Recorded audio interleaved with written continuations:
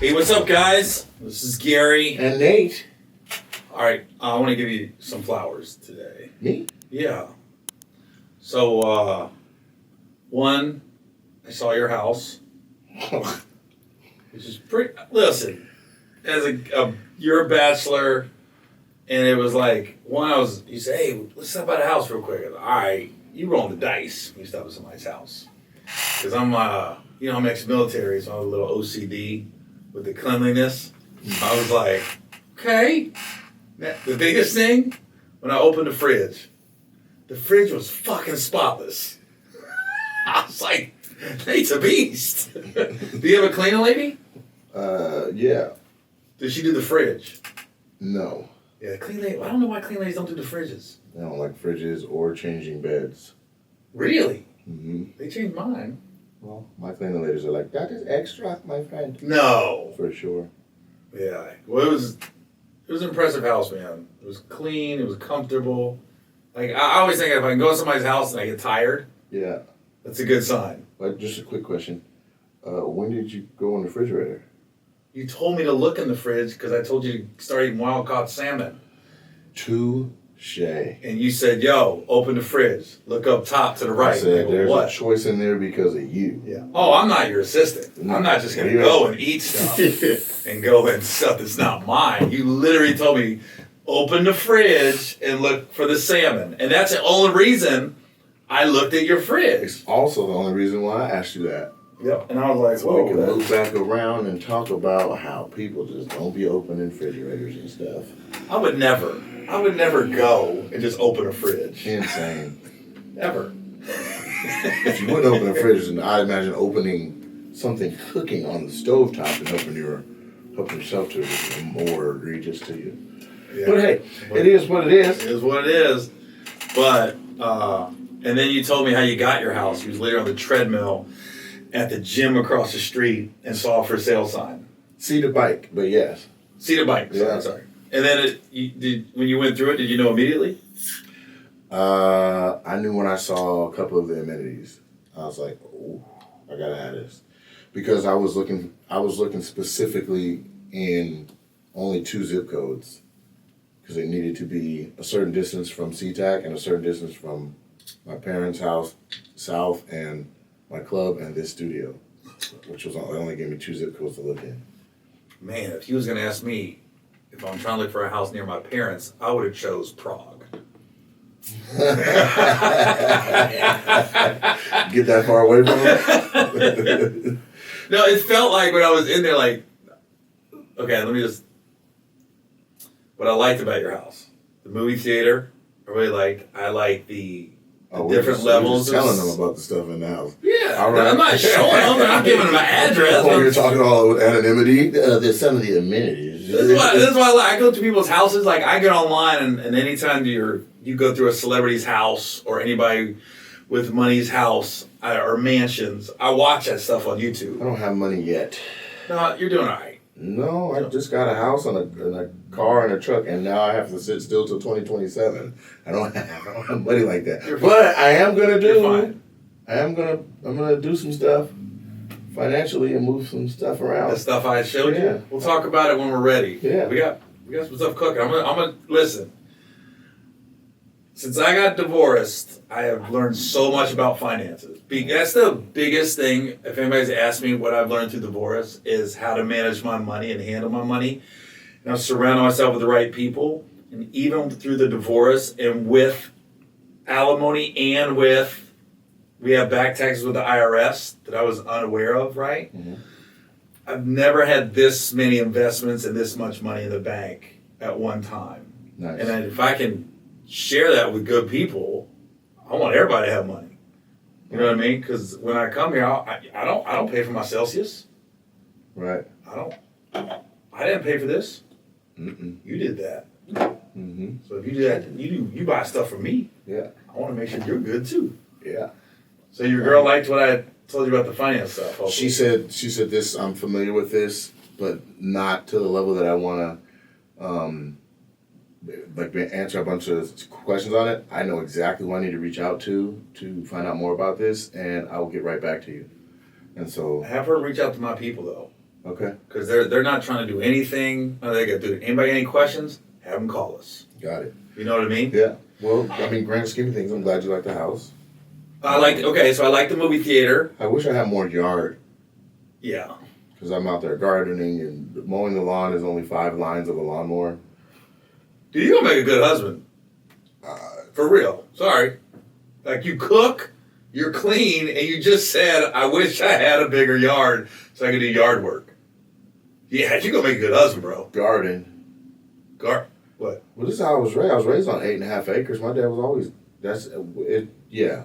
So I guess if that's husband material, then... Bro. I knew this already about me. Okay. Just saying, ladies, he's out there. No, ladies, he's not. Leave me alone. Sorry about that. God damn it. Just treat me like I ain't shit. Give me that same pussy you give every other man you don't think is serious. Oh my God, dude. Man, that's how it is out here, man. If they don't think you got a future, they give you the pussy 2-3 minutes after meeting you. If they think you got a future, you gotta wait. We gotta stretch this out. Let's go to the other parts of our relationship first. You know what it reminds me of? Some girl told me this. She goes, she told me from a woman's perspective. Uh-huh. She goes, the bad part about having feelings for a guy, he gets the least freakiest version. She goes, because when you don't really care, that's when you're going to Vegas and getting a stripper with a girl and doing wild shit. I don't care. Because there's no real future. Your wife, who you might think is your wife, she don't want you bringing another person to the bedroom. She don't want you. She goes, and I was like this. Oh my God! I didn't even think about that. She's like, when we start having feelings for you, you don't get the wow one. If we don't care about you, we'll do wild shit with you. I go, huh? I mean, they might turn up a little bit on anniversaries, birthdays, definitely honeymoons, but the fact that they were like that every time they smashed in college. Oh my God! Why did your eyes go this way? You just thought of somebody in the air. No, I tried to think. She's right there. No. I tried to think. If there's one up there or 2 or 3, right them are the ones that aren't like what I'm saying. The exceptions would be up there. The rest of every other woman is right there. Shit is changing, man. Everybody I've ever met, any woman I've ever said hello to since I was 4 years old is trying to reach out right now. They see your stars rising. Yeah, I'm trying to keep all of that protected and not make dumbass decisions. Don't. I'm going to help you with that. I'm going to make sure they can't get your money, bro. I'm helping you with that. Yeah. So when they be like, nah, this. Like, I ain't got shit. Yeah. I got nothing. And that's the main thing. I'm trying to help you, bro. Because if I'm the golden ticket, or if they see a shot of this nut as valuable, they about to be a rude awakening. I'm going to help you with that. Mm-hmm. In the financial terms. Yeah. That was I shouldn't have said it. I should have been. But it's true. We got to protect ourselves, because if it was really about true love and all the other shit you talking about growing, then why is that a thought for women? Well, what I'm trying, because here's what... I'm trying to get pregnant by one of these. They be at All-Star Weekend. I'm trying to get knocked up. Yep. But the thing I'm trying to tell Nate... Finding out somebody got $200 a week, you like, wait a minute, I thought he was rich. I'm trying to help. You get knocked up and be like this. You went for a rude awakening when you ain't got nothing. Mm-hmm. So... You know, wait 42 years for a chance at anything. I told you so, be patient. Sit down. Just it takes time. I'll stop by the graduation. It's ridiculous. I don't know. So, yeah. You're having a hard time, really? Life? You're not having a hard time with the dating scene. Yeah, this shit's outrageous. They can tell you, there's been people coming around where they're like, man, this is kind of rough. You talking about blasts from the past? Talking about blasts from... Sure. The past is as recent as whatever we just said a minute ago. So, yeah, it could be a blast from the past. But I'm saying, like, you can't date somebody and they don't know you're Gary Owen. True. Well... You're Googleable. And even if somebody is, say they're from South America and unfamiliar with our entertainment, the server's going to fuck it up at a restaurant. Oh, shit! Or if they're not familiar, they're going to be familiar within an hour. That's what I'm saying. Yeah. And then they act different. Everything slows down. Everything's more expensive. You know, everything is just, it's like Man, this is a morbid way to date. I remember when nobody had anything. It was actual genuine connections. Mm-hmm. Now it's what have you done for me lately? Who are you? What can you do? What is this? What's a high value man mean to me? And that's then the internet ain't helping. Good God, if you get in that algorithm, it's bad. You ever go to like celebrity net worth? Yeah. It's always wrong.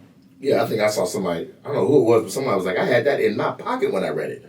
I was like, dang. I want to see what mine is right now. I haven't been to the website. Let's see.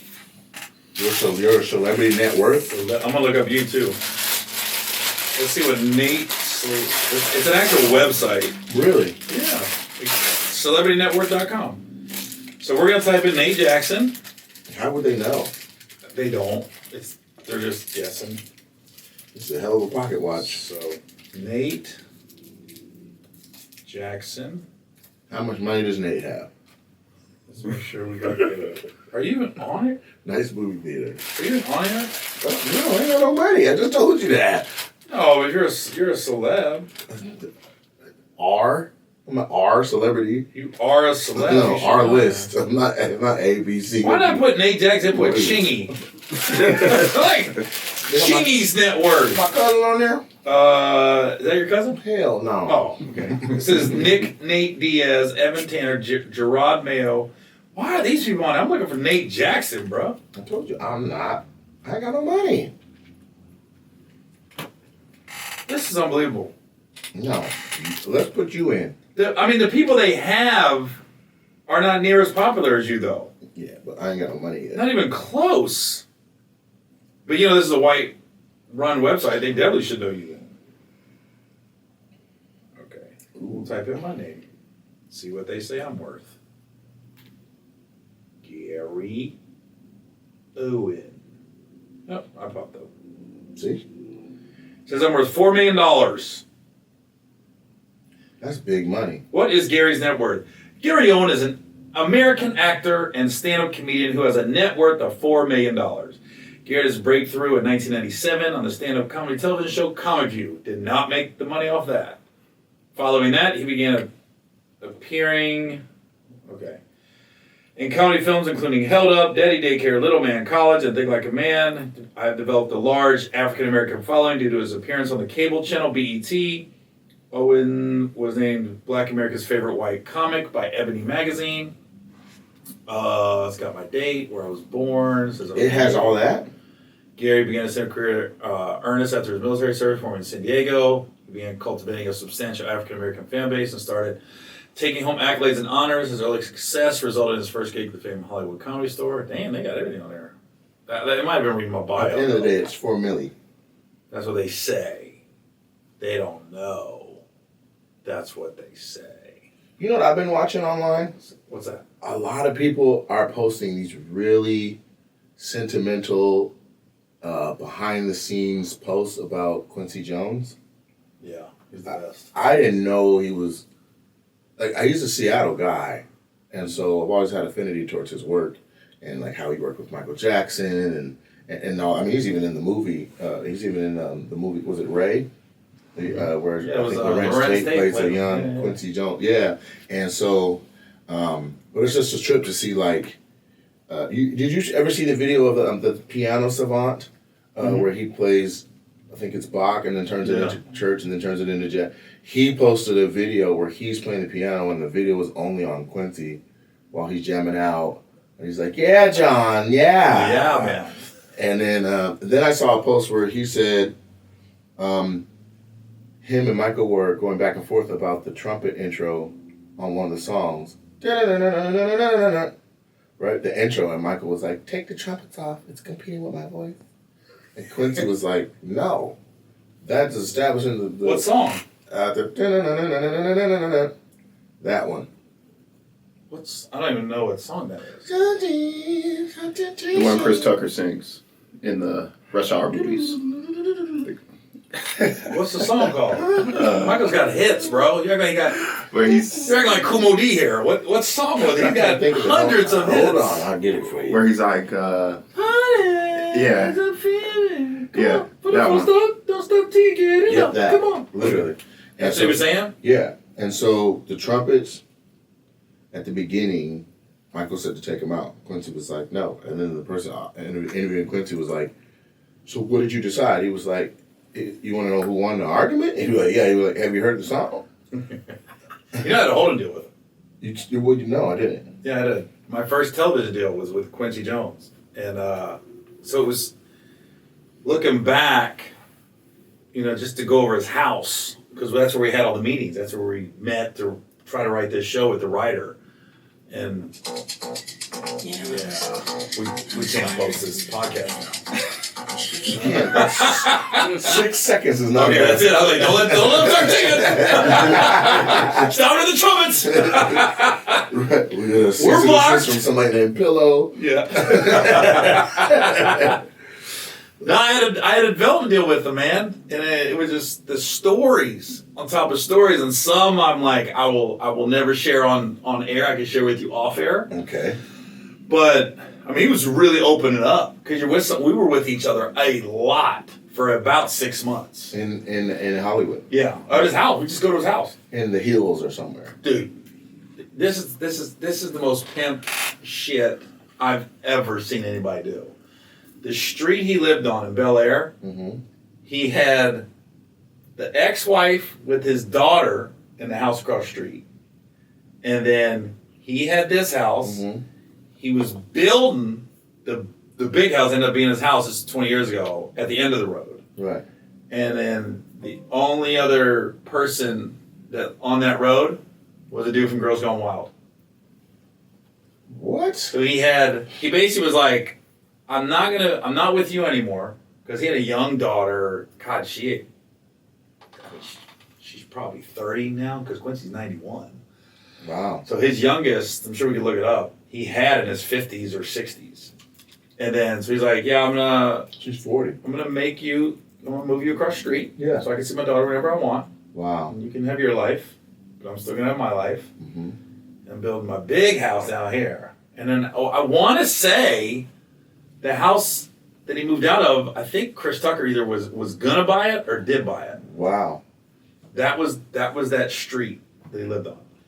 And he was telling me this was right when Girls Gone Wild was hitting. He goes, yeah, man, the guy across the street, he's a nice guy, wild. And I go, who is it? He goes, nah, he didn't really know. And then we finally figured it out. I go, that's the dude from Girls Gone Wild. Wow. Yeah, but man, all the houses were successful for a minute. Yeah, the infomercials or the commercial would play at the end of the night. Like that changed the game. Wow, what? That was a game changer. But he lived across the street. But just like when you go to his house, there's just a wall of Grammys, and you're like, people would die for one of those. Right. It's got a wall, and it's full wall. It's so many, it doesn't even look like a big deal. Wow. You know, it looks like a bunch of these liquor bottles. You know what I mean? Because there's just so many, and then just stories and they're all true about Michael Jackson and Ray Charles and Frank Sinatra and Sammy Davis and like Naomi Campbell and Lenny Kravitz. He got stories about everybody. Wow. And he's just sharing them. So how, not that you were out of place being there, but how did that happen? Did I get the Holden deal? Yeah, how does a guy from Ohio end up at Quincy Jones' house with a holding deal? I was in Montreal. JFL? Just for laughs. Okay. And I had 4 sets at Montreal. First one I bombed. I mean, I didn't get a laugh. Damn. I was on the New Faces. I was the first comic on New Faces, and we drew numbers. I drew 1. I go the bullet. So I'm talking 6 p.m. on a Wednesday. I'm going up to Montreal, and the set I have been working on. You know, an hour you can have 5 minutes of dead time and still be all right. Right. Well, you got 5 minutes. You can't have no dead time. They didn't laugh at the host, who was Dom Herrera, and I went, yeah, they're not really laughing at him. And I'd seen Dom around LA back then. I was like, he's killer. And I go up, Nate, I don't think I got a smile. Damn. They were like, and I go, but I screw myself because instead of reading the room and going with my gut, be like, switch this setup, perform for these people. Right. Back then it was all about point of view to get a sitcom. Yes. So I was like, and my agent was like, no. Don't worry about the crowd. Don't worry about the laughs. Establish. We got all these we got all these networks here to see you. They're going to do this. They were trying to do this interracial show, right? Okay. So when I bombed that bad, I said goodnight. I walked out the back door and just started walking back to the hotel. About a 2-mile walk. And I remember my ex-wife, who was just my girlfriend at the time, they was like, is he coming out? She goes, oh, I know Gary. He ain't coming out. He's gone. Man. I walked back, and I didn't go up again until Friday. Okay. So Thursday night, I stayed in this damn hotel room watching CFL football in, like, Degrassi Junior High. Wow. That's all I watched on the TV. I was like, because I felt like if I went out, everybody's going to be like, that's got a bomb right there. Dang. That's got a bomb. So Friday I went up. So now I'm 5th. There's 8 people on the show. Now they put me in the middle. Is this on New Faces again? Same lineup. They just flip it. I didn't know you get multiple showcases as New Faces. Yeah, you got 2 shows. Nice. So I get there, and I'm looking at the other 7 comics, and everybody's going, damn, that audience sucked. I guess everybody bombed. Oh, that night. I guess that crowd was just like looking. Wow. So I was like, oh, I felt a little better. But I do know the first show they said Quincy Jones is here. And you could see him. He was in the balcony. I was like, yeah, it's Quincy Jones. And then the second night, they go, Quincy's back. I'm like, damn, Quincy Jones is here again. Second night, pretty good. Not great. Mm-hmm, mm-hmm. So I was like, all right. I felt like I redeemed myself, but I definitely didn't do enough to get a deal. Right. Guy did. Well, Guy Torrey missed his flight. He couldn't do the urban show. Oh, The no. urban show is at the end. Yeah. So they was like, Gary, can you stay a couple extra days? Because the urban show wasn't until like Saturday or Sunday. They're like, I can because Oh, I need to that fix was this the audience. side. Yeah. So but the urban show is 2 different audiences. Yeah. And the first show, they either say clean or they want an implied clean. And the Right. second show is just raw. It's nuts. so like the first show they promote as like urban fun, and the second show they promote as urban raw. Okay. Right? Yeah. So the first urban show, I was doing all my black church stuff. Okay. The second urban show, I was just doing like Dick Pussy type jokes. Right. So I didn't know Quincy was at the urban show. He came to both of those too. Yeah. So I leave Montreal thinking, I don't know. When did I get a call a week later? Hey, Quincy Jones wants to meet with you. I said, huh? They go, yo, he was in Montreal. Like, he's calling for you. Mm. And I was like, so we go to his house, we meet with him, and I'm like starstruck. We walk in because he had this big picture of him and Michael Jackson when Michael was like 18. Right. And I was like, oh my God, this is like legit Quincy Jones. And he said, this is what I saw. He goes, I went to just about every show in Montreal. He goes, you're the only person that did 4 different sets and you adjusted why on the fly. So he goes, I saw you the first night bomb, second night did better, third show at the urban show, you did it, and the fourth show you went another direction. He goes, so granted, he only saw 20 minutes. Right. But he goes, I just saw a guy that was here and then went here. He goes, so he was like, yeah, I could do something with him. So we got a holding deal, and I'll never forget as long as I live. You negotiate with holding deals, right? They called me and they said, yeah, he's offering you $150,000 for the year for your TV rights. This is in 19. This is in 2000. Okay, so 24 years ago. I never. That's real money. Oh. And when you got a guy not make, I wouldn't make a lot. I was real like, money. what? And I told my manager at the time, I said, oh, there's no negotiating. Say yes. Right. And then he goes, well, we think we can do it. I said, no, say yes. I said, let me just put it this way. Say whatever you want. Don't fuck up the deal. Right. Right? So then, I'll never forget, we go over his house. He starts, oh, we got the deal. All right. He used to call me Snow Cone. Snow Cone. Snow cone? Yeah, Snow Cone. When I wanted to Snow Cone. And then we go in there. We're meeting, we're talking. Then he goes like this. How much we say it was? And somebody goes, lady was always there with us in the meeting. $150,000. He goes, all right. She opens up the checkbook, writes a check, and hands it to me. And I was like, I've never seen a check that big in my life. Wow. And then I go out, we leave, and we're out in front of his house. That's the deposit. It's too easy to write. That was the deposit. I know. I'm with my manager at the time. He goes, just so you know, this ain't normal. I said, what do you mean? He goes, and all the years I've been in LA, I ain't ever seen nobody walk in somebody's house for a holding deal. Right. And have them write the check. And it's true because I don't know if you ever had a holding deal with a network or studio. I have not. Well, they don't give them out like they used to. Different time. They don't give them out. Yeah. Different time. Right. Every holding deal I had after that, I probably had 5 in my life. And granted, they were all a long time ago. You got to get whatever the money is, let's say $100,000 is your holding deal. Mm-hmm. You get $25,000 up front. You get $25,000 like 6 months later. Mm-hmm. You get another 25 when you go to like the pitch meetings, and then you'll get the last 25 if the show goes. Mm-hmm. You don't get that 25. That goes into the pilot. Right. But if the show doesn't go, they just give it as like a thank you for letting us hold your deal. Mm-hmm. So I was like that after that, and I was like, oh, that Quincy deal. I never had a deal that big after that, and I never seen like money just like bam, yeah, write the check. I was like, oh yeah, this is different. Mm-hmm. This is different here. That's still the biggest house I've ever been in where I thought I was outside and I was still inside. Wow.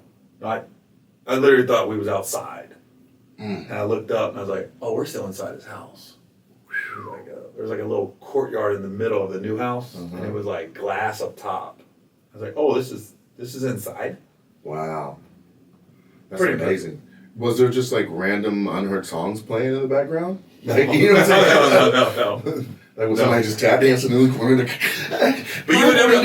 But he would say like nothing. He'd be like, "Hey, yeah, he goes, when am I free till?" And they'll be like, "Hey, you're free till 6 o'clock." And then what? Lenny Kravitz and Jamie Foxx is coming over. Right. You know, like shit like that. You're like, who's coming? Now, Jamie's house was the biggest I had seen at that point. The one he's in now? I don't know about him moving. The one that was way out in Thousand Oaks over the ranch. Where you With the studio in the back? You go up the one across the pool. Yeah, the studio's on the side of the pool. Yeah, that's a big house too. Jamie's got a big old house too. That shit was crazy. Who? Yeah. Jamie's got a big old house. Yeah, but that was where I saw the awards sprawled out like they... The Oscars and stuff like that? There was so much. There was trumpet awards and I think there was an ESPY or something where he hosted something. There was a lot of shit. There was so many from the floor to the ceiling for like, I don't know, 75 feet. There was this whole wall and it was these glass squares and inside each square would be an award. So you could look through that to another living room. I also remember he had this beautiful coffee table that was a shitload of roses were inside of it. Oh, really? And then there was like I don't even call it a baby grand. It was a grand piano. And I'm like, man, I bet he just fucking sits at that and just ballad after ballad after ballad. Well, Jamie wanted to be a musician at first. Mm-hmm. It was like, he went to that school in San Diego. It was like a musical school. And then he just realized he could be funny. And just took off. I think he's the most talented guy on earth, Jamie Foxx. He's funny. He can sing, he can act, and he's athletic. Like, he can pretty much do everything. Mm-hmm, mm-hmm. You think? Yeah, but I mean... I'm not talking like, ha-ha funny. It's like, hold your gut. If you're with him long enough and he can start imitating you, I haven't seen so many people imitate me. Yeah, I mean, he's one of my favorites. Yeah, he's the best. He's one of my favorites. And I hadn't met Jamie. Well, I met Jamie, but I was at his house on one or two occasions, and he was never home. Oh, really? Yeah, like they're like, oh, he's in the Ukraine filming something, or he's in this thing. That was Robin Hood. Stealth. Stealth, yeah. Yeah, he was filming Stealth. That was right after we started hanging out. That was a long time ago. He had ago. a function at his house, or his people did, and so that was 20 years ago. No. Stealth? Was the movie Stealth that old? Maybe Yeah. it wasn't Stealth then. It was something that recorded in the Ukraine. That was Robin Hood he was recording in Ukraine. Well, then that's what it was. Croatia?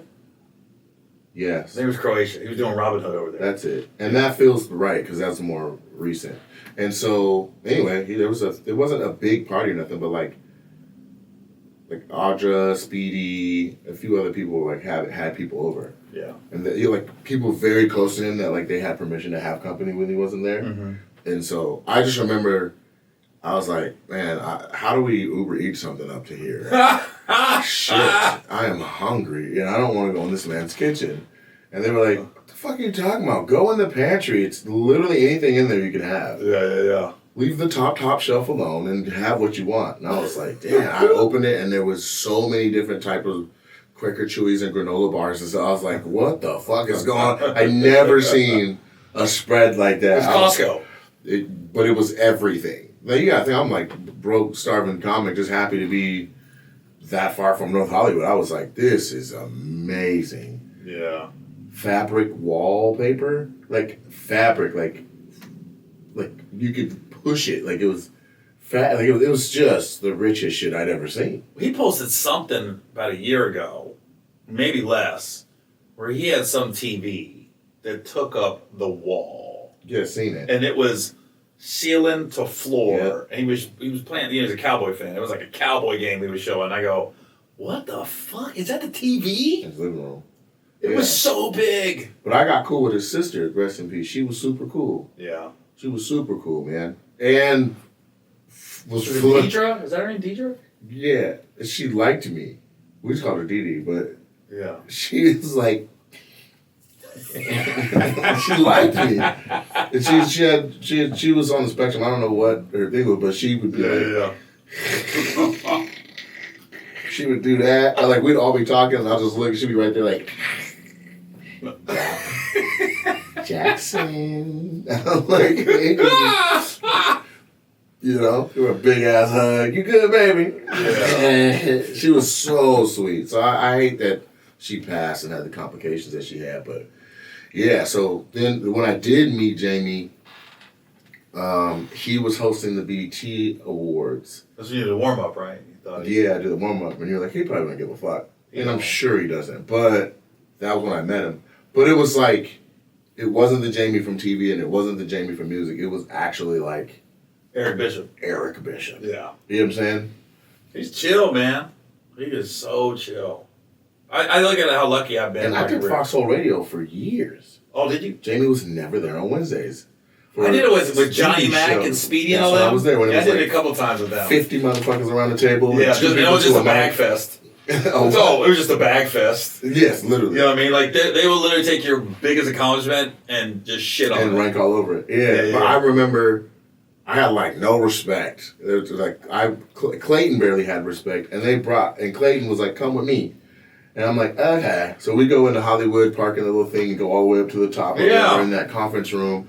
And across street from Boa, right? Yeah, and there's like 8 mics and 12 people. And Johnny Mac is the one, but you out, you in, you out, you Johnny in. motherfucking Mac. Johnny motherfucking Mac. And there was, and Louis Dix was there. Lou Dix, and he had, they were talking about his van. I guess he had like a family van that was loud or some shit. And so, and then Clayton had just bought this like 20-year-old Honda Accord that smoked when he drove it.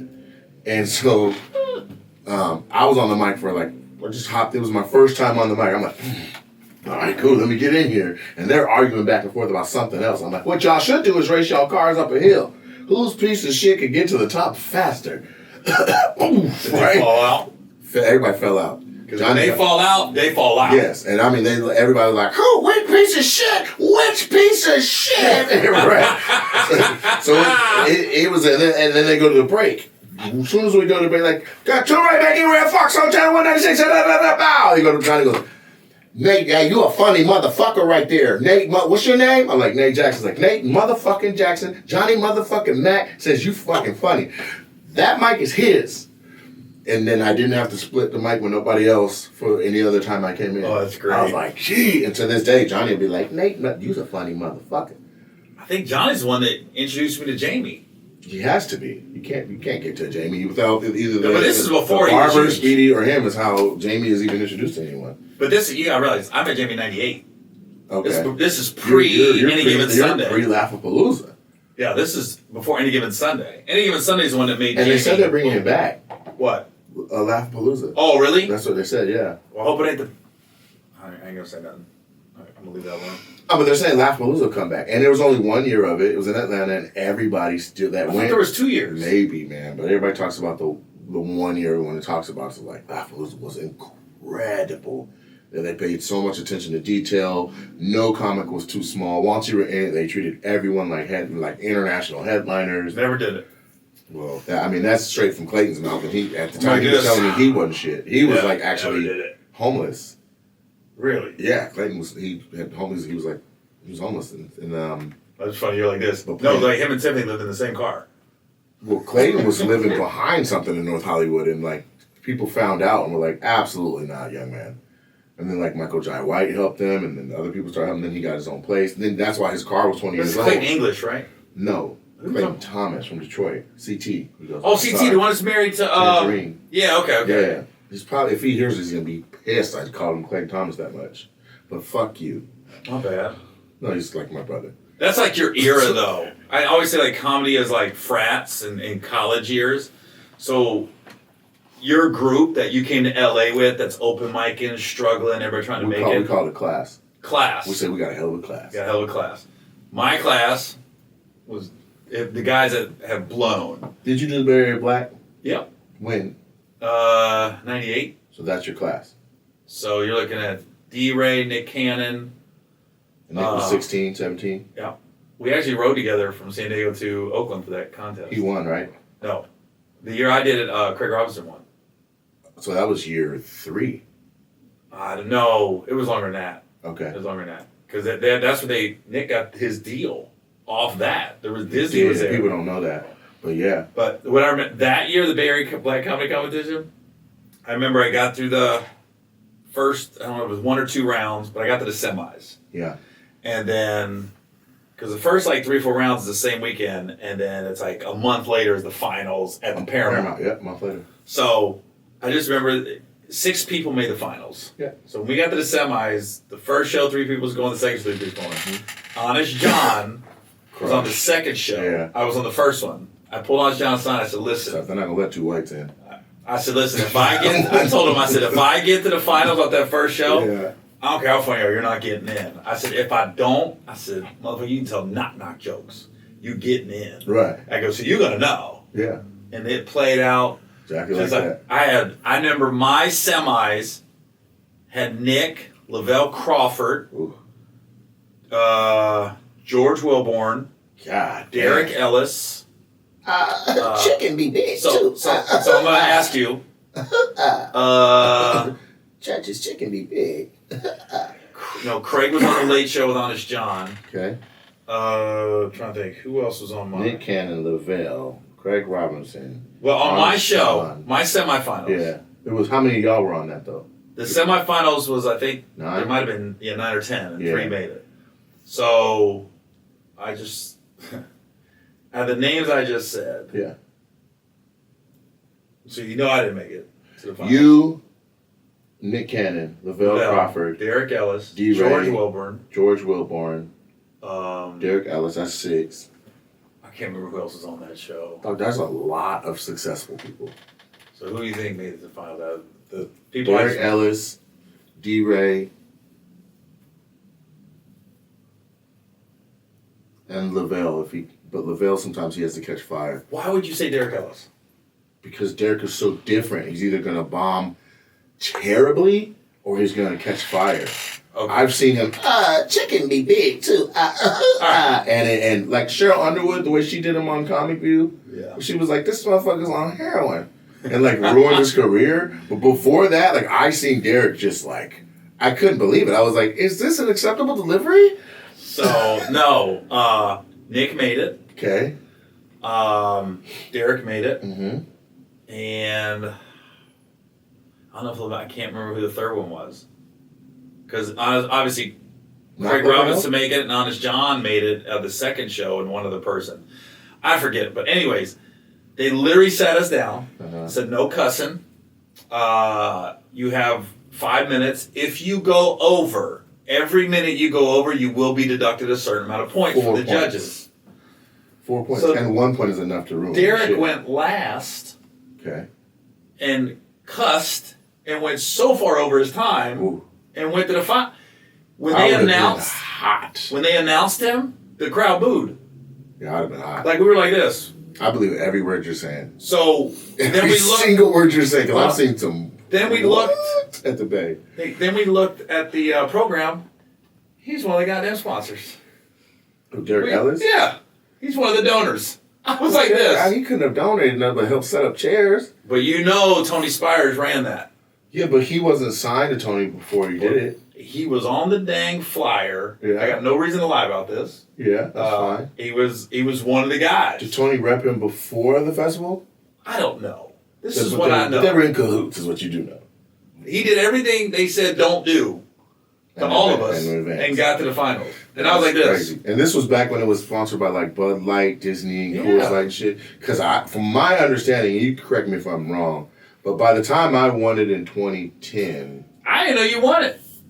Yeah. That's wild. I've been a problem. Ronnie won it too one year, right? Ronnie hosted the year I won. Okay, right. Yeah. And they didn't allow for people to do it multiple years because Mark Curry won more than one. He won the first and the third one, I believe. Jamie won it 1 year. He did. But the prizes were so big that, if I'm correct, you got 4 episodes of The Living Color if you won the Bay Area. But that's what got... Jamie got on The Living Color because he won the Bay Area Black. Oh, wow, I didn't know that. And Wanda was in his set. So Keenan developed Wanda to be like, you're going to come out as Wanda in a sketch. I didn't know that. Yeah. And that's, I was like, stop me if I'm wrong. But that was the impression that I had. But I saw videos of like, because Tony had all these tapes where he's saying the rules in like this small room and every contestant's in the room. And the camera pans around and everybody's dirty and broke. I've seen that. I saw that. Everyone's dirty and broke, but it is Faison Love, Chris Tucker, Cat Williams, Dave Chappelle. I was like, Jesus. And so he has all that stuff. And it's all VHSs, and he was trying to get stuff transferred over because he has 25 years of all this history. Mm-hmm. He's talking about bringing that back too, but it takes so much to do that shit. I don't like contest. It's so subjective. It is, but I'm not. We have one we do called Funniest Motherfucker right here at my club. Mm-hmm. And the amount of pressure that the talent puts on themselves to be good in it is like I've just over the years I've like seen that like they are like the people are stressed the fuck out. Like my career depends on. I'm like, you do know I made this up from scratch. No, you 4 understand. Years ago. This changes everything, Gary. I'm talking about after last year, like 3 or 4 of them were like in the empty showroom, like fucking pacing. I'm like, everybody get the fuck out, man. This shit ain't even, it's not even a real thing. I mean, it's real, but it's not like, I gotta win this shit to like, you know what I'm saying? Like that, and it was the pressure they applied themselves. We were no different doing the bet. You gotta think back, like Tony Spires made this shit up. Oh, dude. But when you did it, there was real opportunity. Like when I did it, you get $5,000. And Marcus Combs was the favorite to win. Recipe. Marcus was the favorite to win when I did it. There was 9 of us in the finals at the Paramount, and I almost went the year before, but I ran the light because I did my closer. I started my closer with my back to the crowd. That's the way the joke was designed. Mm-hmm. And when I turned, the comics were up in the balcony waving their phones. So I just cut to the end of the joke. I said, thank you, good night. I ran the light by 4 seconds. And Bob Sumner took everybody from the finals and put them all directly onto Def Jam. And that's why I wasn't on Def Jam. Oh, wow. But I sat there because he had me, CT, and Ada Rodriguez waiting. He's like, if anybody bombs, you guys are on.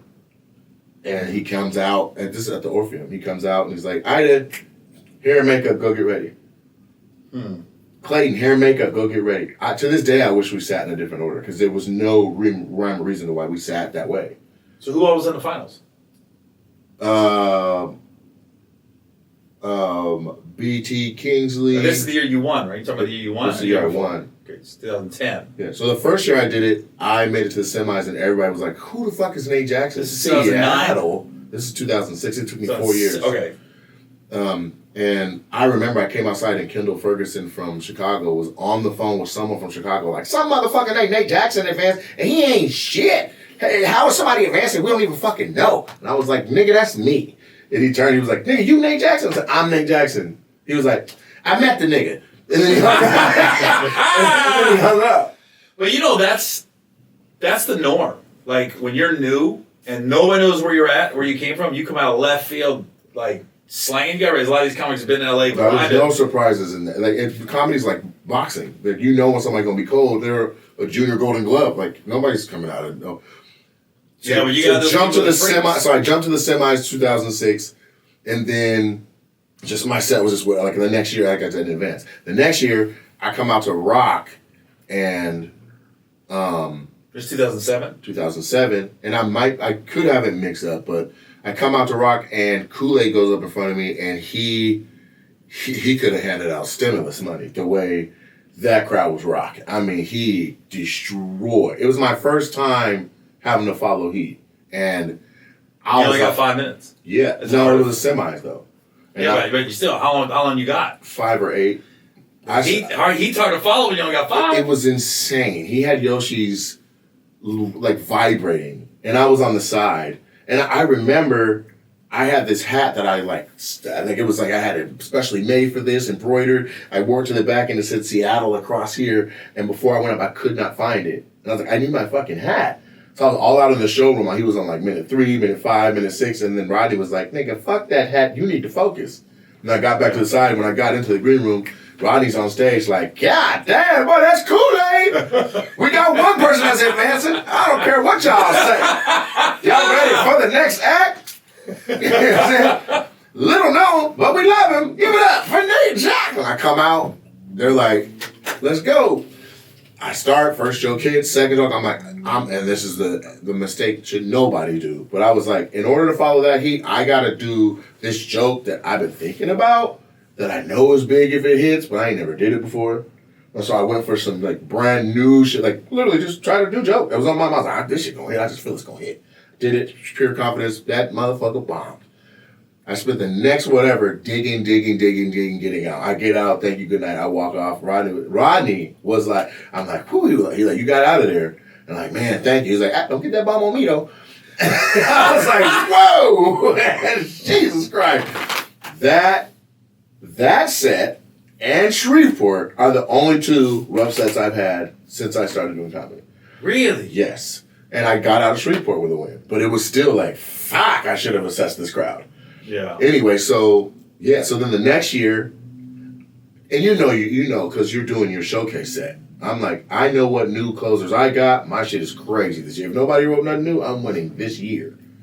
And I was talking shit too. I'm like, y'all know what it is. Shit, and I had this new seizure laugh joke. I'm like, if that shit, and you see me do that at the college. You saw that hit, the seizure laugh. Oh yeah. That was a new joke. I was like, shit, I could close with this hoe. And so I was like, I'm closing. That's when I ran the light. Damon Rozier, wheelchair comic from New York, rest in peace. Do you remember Damon Rozier? No, never met him. He's very funny. But he was in a wheelchair. And you know and I hate to say it like this, because Damon was truly talented. But at the Bay, any disability helped. Oh. Just like Last Comic Standing with Josh Blue, or, you know what I mean? Like, oh, this guy has muscular dystrophy. You're like, fuck. You know what I'm saying? Or an instrument, a motherfucker with a ukulele? Oh, you're in trouble. That's why when you're done, I'm going to tell you about Craig Robinson destroyed. Oh, I bet. And so, anyway, then I did it. Damon Rozier went on in my place. And I didn't know that was going to be the case until Bob spoke at the shit. And he was like, I want to commit. And you know, if you lose, you just lose. It is what it is, everybody. They don't talk about you no more. They're talking about who went on. Mm-hmm. Bob is like, goes out of his way. I'm Bob, the star maker, star finder, star discoverer. I created Dave Chappelle Def Comedy Jam, and I want to commend everybody that's advancing. But before I continue on that, I want to give accolades to 2 people I saw. 1, Skills Hudson. Phenomenal set. Not enough spots to advance you. 2, Nate Jackson. You ran the light. By such a small degree, I pushed to see if we can still have you, and they don't allow it. They don't allow it. The festival they weren't going to allow a 4th spot. Right. That would have they'd have jumped me. Yeah. What the fuck you think he did, right? With that said, everybody that's moving on to the finals or semifinals, you're all on Def Jam. Yeah! I was like, what the fuck?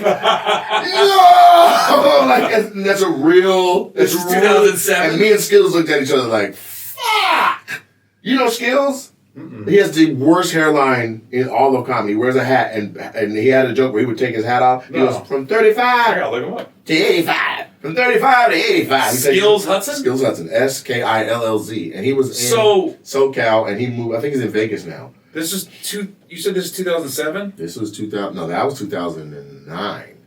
That he said everybody's going to Def Jam? And they all did. Every single person was on Def Jam. Oh, yeah, I know Skills Hudson. Yeah. Yeah, I know him. Everybody went on Def Jam that made it to the Was Tiffany on that? Haddish? Yeah. She wasn't in any of those years. Okay. Because this is how, talking about Def 2010 Jam. I won. And What'd you get out of that? $5,000 and they had no other No perks. TV? Not only that, Dugar had a run through Okinawa that you could do a part of it. Yeah. And then I didn't even get that. Damn, you won the wrong year. You won the wrong year, bro. No, but 2006, 7, 8, 9, 10, whatever, none of the good shit was still left no more. You guys had already had all the dope shit. Yeah. Nickelodeon or whatever. Who Disney being present? Oh, Disney saw Nick, and Nick was perfect because he was a good-looking guy. He was almost like Matt Rife before Matt Rife. Yeah. Good-looking guy, young guy, and he had you only do him 5 minutes, and you got to be clean. It was perfect. He was like, he had this joke about the cows. His mother bought him a gift, and it was like La Vaca instead of Moo. He goes, it was Spanish. Yeah, it was Spanish. I remember that. Sheep, La Vaca. Moo. He goes, that's a cow. He said, what does a cow make? La Vaca. It was a funny joke. And then Craig Robinson was on the piano, and this is a different time because his big joke, he just get on there, start playing the piano, and no matter what the crowd was ripping or not, he was monotone. Yeah. So he comes out and he goes, so I'd like to sing a couple songs for you guys. And he goes, so this is one my cousin wrote, and you guys should enjoy it, but yeah, she's retarded. And then he goes,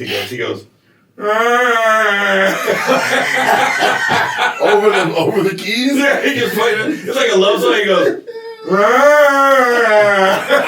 was like, can't do that today, but that he would on Def Jam. He would do that shit today. He Actually, live. He did on Def Jam and it killed. And it was just fuck. And then he did a joke about he'd get the whole crowd involved. And he'd be like, he says something about, I don't know what the song was, but anyway, can I have some booty? Yeah. And then he goes, come on, sing with me, fellas. And then all the guys go, booty. He goes, see, girl, everybody wants your booty. Yeah. It would destroy. And 5 minutes of that, forget about it. You're fucked. Yeah. You're fucked. I was like, because every time I'd see him, like, when you're open micing, you're looking at the list, and every time I would see Craig Robinson, that fucking keyboard, I'm like, God damn it if I could go after that. Because you got to work. Yeah. It's not having fun, you got to work. This was when Craig was like full on okay with doing urban stuff and all that. Oh, yeah, he was doing everything. Yeah. All them Chicago comics was beast. But Tiffany's funny when you're talking about Def Jam Bob Sumner. Mm-hmm. So they're doing this nationwide search, nationwide auditions for Def Jam. Mm-hmm. So I go up in Cincinnati, Mm-hmm. and to sound conceited, I destroy. Yes. I'm like, there's no way. Mm-hmm. I'm in Cincinnati. It wasn't like it was strong competition. Mm-hmm. I don't get on. I go, I didn't get picked. Then Columbus take that little calls. thing out of his pocket and write his little note. I don't know what he did. Bob has he has a man. So Columbus comes. He's in Columbus the next week. They call me and say, Gary, can you come up and host? All right. I'm thinking, all right, I'm definitely probably get on. For sure. Dude, they got me running it. I'm out there explaining the rules to the comics. I'm like, all right, guys, 5 minutes. They'll do this. So everybody's like, when you're on, fuck. Well, the way they got me is like, Bob shows up like star maker, and I'm the one explaining, like, Bob's going to be in the back. He's the one to start Def Jam. They got this whole thing I'm reading to them. And I'm hosting, and we're done. And then, again, I'm like, did I get on? No. I see no Bob. Or just no answer? I don't remember. It was a no. Okay. So I see Bob like a month later at the Comedy Store. I say, hey, Bob, can I talk to you for a minute? He goes, yeah. I go, I just wonder, man. I'm not mad or nothing. I was like, can you tell me why I didn't get on? Gary, look, man, I'm just here to relax. I don't appreciate you hitting me up like this. Woo. And I'm going, what? He goes, he acted like I came up like, hey, motherfucker, why did I get on? I was literally curious, like, what happened? Why didn't I get on? And he was like, I just came. I said, so I told him, I said, Bob, we're at a comedy club. I would never hem you up at dinner. Right. I was like, we're at a comedy club, and it's before the show. I'm just asking a question. He was like, I don't appreciate you coming at me like this in a time when I'm just trying to relax. And, I was like, I was like, what is he talking about right now? I wouldn't bother you. Do you think that affected you? No, I already got told no. Yeah, I think that's a vibe kind of thing where he's like, he told me. But I don't think it's the kind of thing he's like, takes his paper out and goes, Gary approaches when he shouldn't. And then No. I was already told no. Mm-hmm. And here's how the whole night went. It was hysterical. So the night started at the Comedy Store, and I stopped by to say hi to some people. I wasn't going up. So I go, I asked Bob, and he's like, it's not all about the laughs. It's does the material fit our show? Mm-hmm. And I'm going, if my material fit any show, it was Def Jam. Right. CMT, maybe not. Okay. Right. But my material, all right. I go over to the Laugh Factory to go up. I have never met Tiffany Haddish. I had never heard of Tiffany Haddish, right? Mm-hmm. She goes on stage. She goes, "Yup, bitch just found out she got Def Jam." I was like, "Who the fuck is this hoe?" That is my first time I ever heard of her. I remember what she was wearing. 2007. Okay. Around that time. I was in the balcony that night. Where? When Tiffany said that on stage. Oh, really? Yeah, because she was on stage with her purse and shit.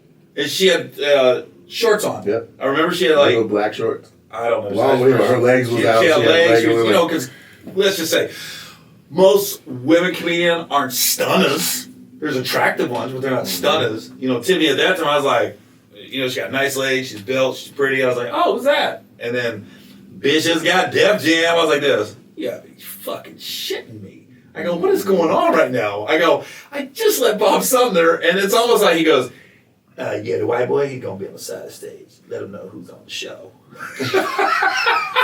But honestly, me and Tiff got cool. That's how I met her. And then she featured for me for a little while. And then I remember she'd always tell me, she goes, her manager called me. And he was like, yeah, Tiffany really likes working with you. And I think it's a good combo. It's a good balance. So we just wonder if, she can start opening up for you on some dates. I said, dude, you guys call the clubs? If they call me, I'm going to say yes. But I was like, I don't have the time to call for you. But if you guys call and say, hey, Tiffany wants to open up for Gary in Tampa. Tampa calls me, I'm going to say yeah. Then Tiffany calls me and she goes, yeah, my husband, I don't know. I remember him. He was rough. He goes, I never met him. He goes, yeah, he's already asking who you are and things like that. And he goes, yeah. And then she started telling me a bunch of stuff about him. I don't want to tell her business. I said, oh, Tiff, you can't go on the road with me. I can't die. And she goes, what? I go, he's a cop. I go, and he's insecure? And you're going to be on the road with me? I go, I said, Tiff. I did not know he was a cop. He did not move like a cop. I never met him. But I was like, Tiff, get it cleared up with him. He moved like a Rottweiler little bear. Like, that's how he I never seen him. He was a visible threat in the corner. I never met him. Quiet, always watching. Oh, see, I was like this. I go, get that cleared up, and you go on the road with me, which I meant break up. But I was like, get that worked out. You can always go on the road with me. I like hanging out with you. But I was just like, you got a crazy dude? I said, and I literally told her, I go, you got to get over that. You in a industry that's 80-90% men on the road. Mm-hmm. I said, he's insecure already? I said, and me? Mm-hmm. I'm like, oh my gosh, dude. That was the first time I saw her, though. They split. Bitches got Def Jam. It's like, what the fuck? Mm-hmm. But it worked out for all of us. What time is it? Oh, 60. Oh, okay. Yeah, we got to edit out that 30 seconds. I'm just kidding. Hey, man, that's the episode, though. Yeah. So what do you want? You want to say where you're at? I don't know where I got coming up. I'll just, you know what? You know what I'm pumped? New Year's Eve. Yeah, New Year's Eve is going to be a great one to pump. It's at the Majestic? No, we're at the Texas Trust Theater in Grand Prairie. There we New go. Year's Eve. Texas Trust Theater in Grand Prairie. I'll be there. Lavelle Crawford, Miss Pat. Nice. I got T-Robe. Hey. And Nate Jackson. Yeah. And Brad. And so we're going to all eat after the show. You're going to meet my girl. You've never met my girl, have you? No, I haven't. Oh, yeah, you'll meet her that night. I'm excited. But so New Year's Eve, Dallas, Texas. It's going down. So I'm looking forward to that too. So you got to get your tickets if you don't already have them. If you want to see me in Dallas, you need to get your tickets. Facts. It's a fire show. It is. All right, y'all. We'll see you next week. Peace.